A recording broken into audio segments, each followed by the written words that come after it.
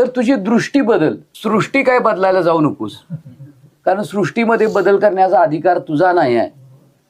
सृष्टी ही आहे तशीच आहे, त्याच्यामध्ये काही बदल करण्याची आवश्यकता नाही आहे. फक्त त्याच्याकडे बघण्याची तुझी जी दृष्टी आहे, ती जी दृष्टी आता जी काही भ्रामक आहे किंवा अज्ञानयुक्त आहे, ती जर तू दृष्टी जर शुद्ध केलीस तर तुझ्या दृष्टीला विश्व न दिसता तुला काय दिसणार आहे?